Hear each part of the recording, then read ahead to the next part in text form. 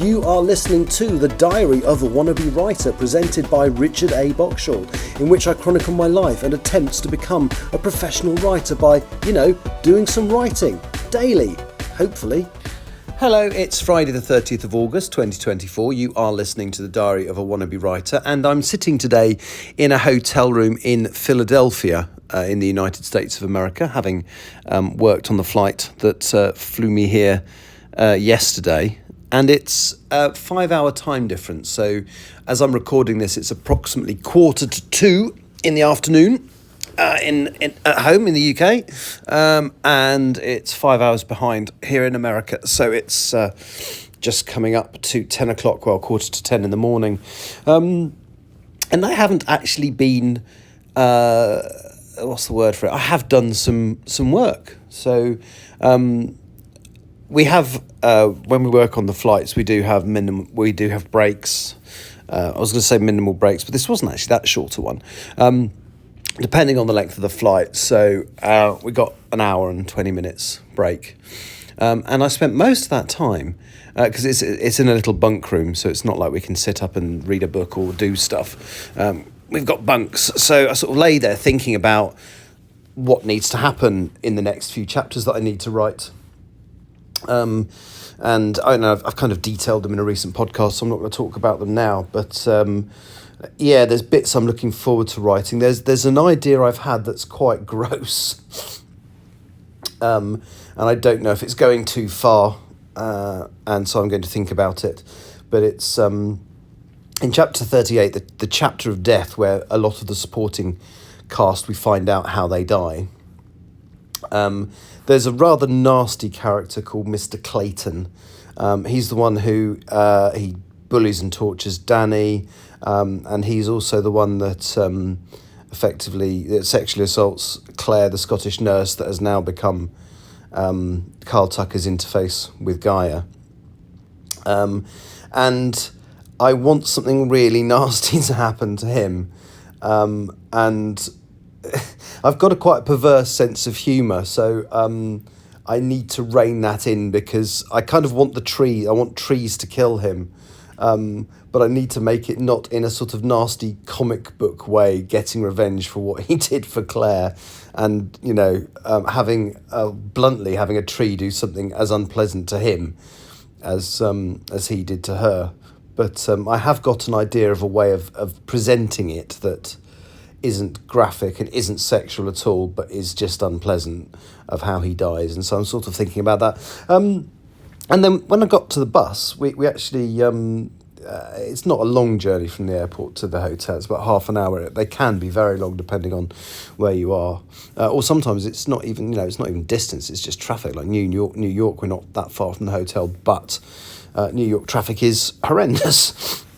Anyway, so I got out my iPad and started doing a bit of editing on the bus.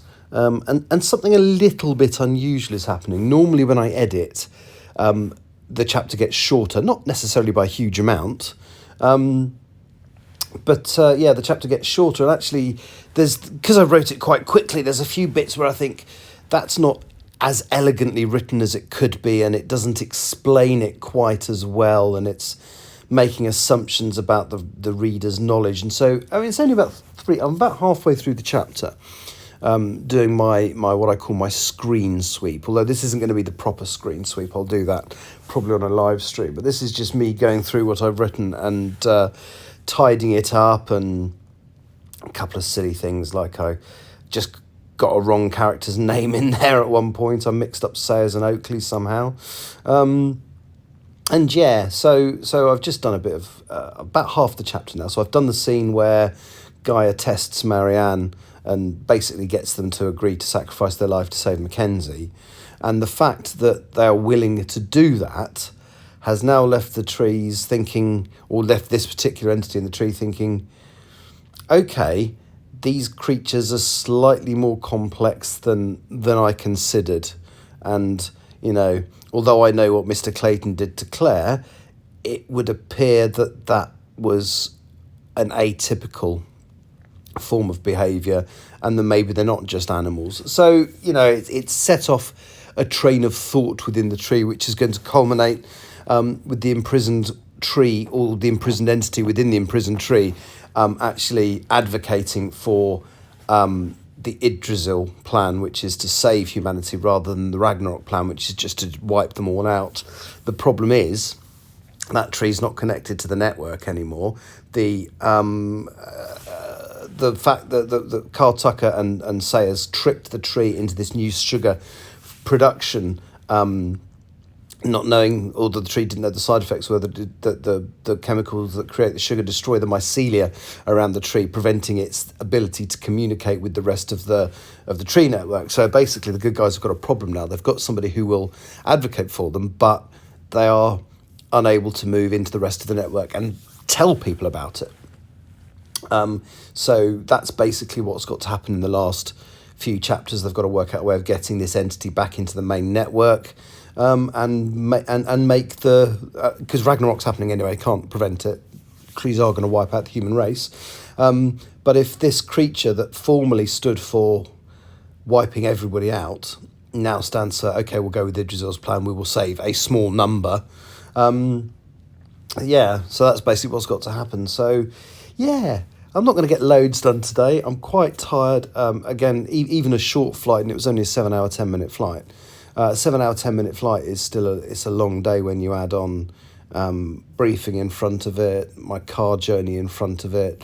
Once we've landed, all the security checks and bits and pieces we have to do, followed by, getting through customs and immigration. We had to wait for the bus yesterday because they're negotiating a new bus contract.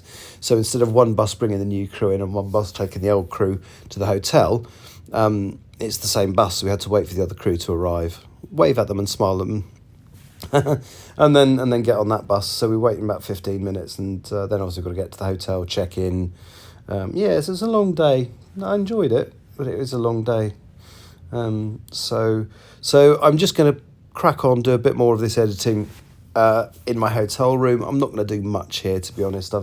I've done the Rocky Steps and the Liberty Bell and all that kind of stuff. There's a few crew going to a prison, which I think, or a state penitentiary, which would be interesting if I'm not really in the mood though, and it's too close to pick up, because we get picked up at 5 p.m. local time here, and I want to get a bit of a sleep in before then so that I'm not too tired for the flight home. And then my plan is tomorrow, we get home quite early actually, so I should be home by 9:30, 10 o'clock.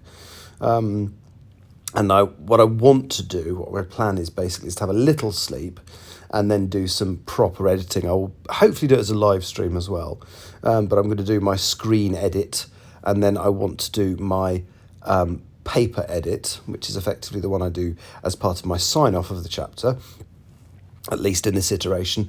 I want to do that also on a live stream the following day, and then the day after that I'm off to coming back to the States again. I can't remember where, but I've got a lot of America in September. I've got Boston twice, Chicago, and I forgot, Atlanta. So it's all East Coast type stuff, although obviously Atlanta's a bit further south. Anyway, I've waffled on a little bit too much, like I always do when I'm actually in the process of writing. So thank you for listening. And yeah, I will be back tomorrow, having complete, and that will be me successfully managing to have done a podcast every day in August, which, 31 for 31, which is much better than I managed the previous month, which was 20 out of 31. Anyway, thank you for listening. Take care. Bye-bye. You have been listening to The Diary of a Wannabe Writer, presented by Richard A. Boxall. Thank you for tuning in to my random ramblings, and if you'd like to know more about me or my projects, visit my Linktree at linktr.ee/Richard Wright, capital R, capital W. Thank you for listening.